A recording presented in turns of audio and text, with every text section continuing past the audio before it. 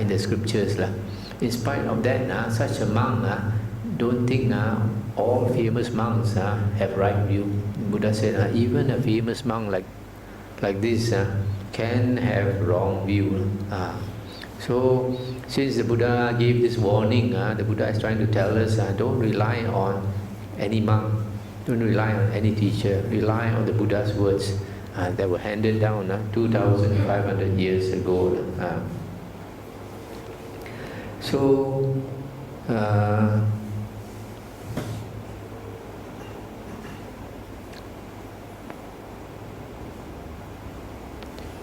Okay, after a person attains right view, the Buddha says there are 5 other things that he must cultivate to become liberated. The first one is sila. Second one is Dhamma savana, listening to the Dhamma. Third is Dhamma sakacca, listening to discussion of the Dhamma. And the fourth is samatha, and the fifth is vipassana. Samatha and vipassana, they always come together. This vipassana refers to contemplation of 4 things, the body, feelings, the mind, and the Dhamma.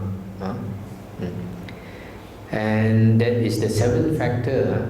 Vipassana is the 7th factor of the Noble Eightfold Path. Okay? Samatha here is the 8th factor of the Noble Eightfold Path. And this samatha is what? Satipatthana. Sati and satipatthana is different.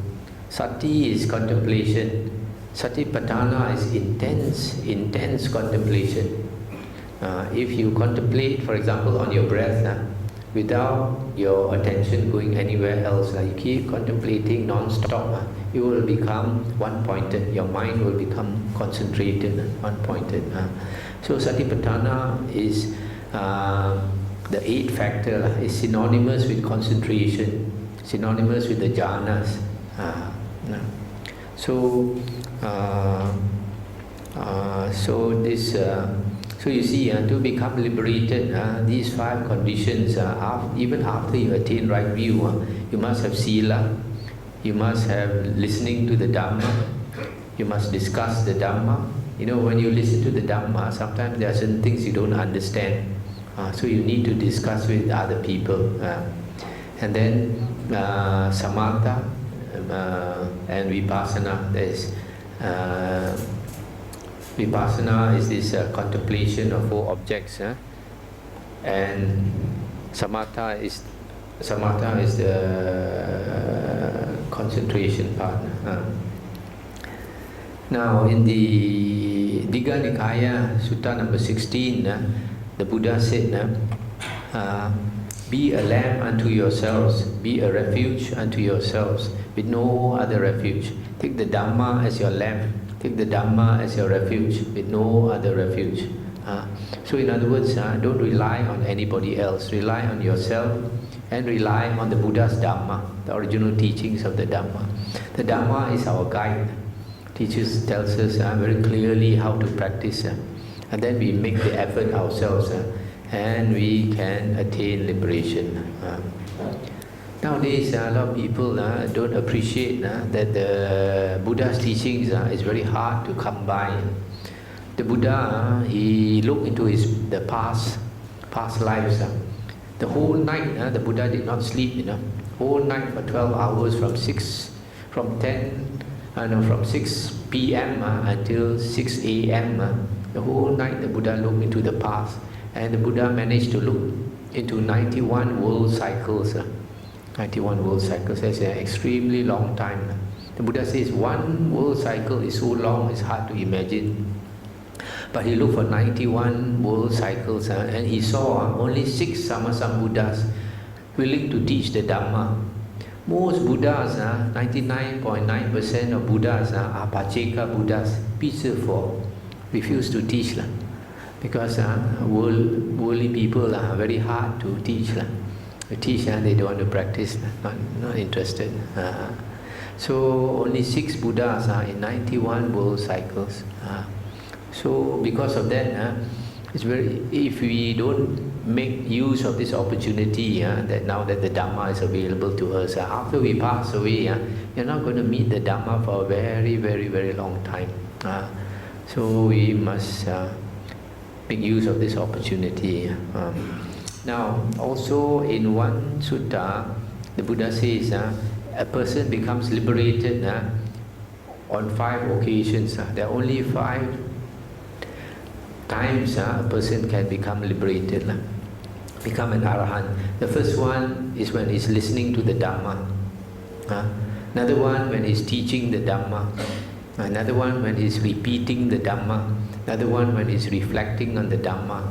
And the 5th is during meditation. So out of these 5 occasions, 4 of them have to do with the Dhamma, knowing the Dhamma. You see, like even teaching the Dhamma, before a person can teach the Dhamma, he has to understand, he has to be quite clear about the Dhamma before it can come out of the mouth. So that understanding is what makes us attain liberation. Also, like repeating the Dhamma. In the Buddha's days, there were no books, so they had to keep repeating the discourses that the Buddha spoke. But they were repeating them in their everyday language, in their local language. So each time they repeat, they understand. Each time they repeat, they understand. It's just like nowadays, we read the book. We read over and over again. It's the same as repeating. Then the 4th is when you reflect on the Dhamma. Whatever Dhamma you have heard, you think about it, whether it's true or not, whether you can apply it or not, and all that. So 4 of them have to do with the Dhamma. So just now we said that Vipassana is the contemplation of 4 objects: the body, feelings, the mind, and Dhamma. So you can see from here, out of these 4 objects, the last one, contemplation of the Dhamma, is the most important, because it can help you to become Sotapanna. It also helps you to become Arahant. Also, there is one sutta in the Samyutta Nikaya, chapter 47, on the Satipatthana. One day, a monk came to ask the Buddha for some basic instructions on meditation, because he said he wanted to go off and live alone in the hills or in the cave. So the Buddha told him, the Buddha wanted to teach him the 4 Satipatthana, but the Buddha told him, you must have 2 foundations first. Once you establish yourself on 2 foundations, then only you practice meditation. And what are these 2 foundations? First one is sila, moral conduct. Moral conduct is always important. Second one is right view, the Buddha said.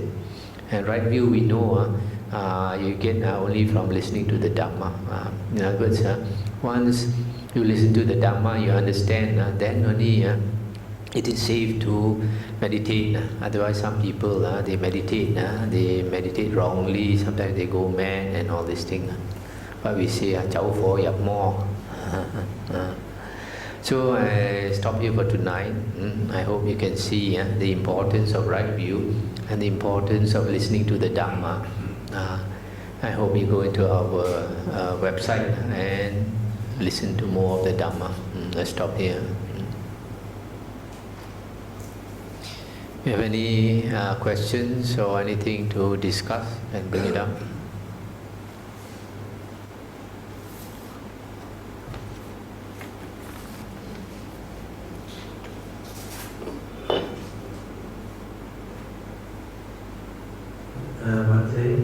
Maybe I'll just start the ball rolling. Yeah.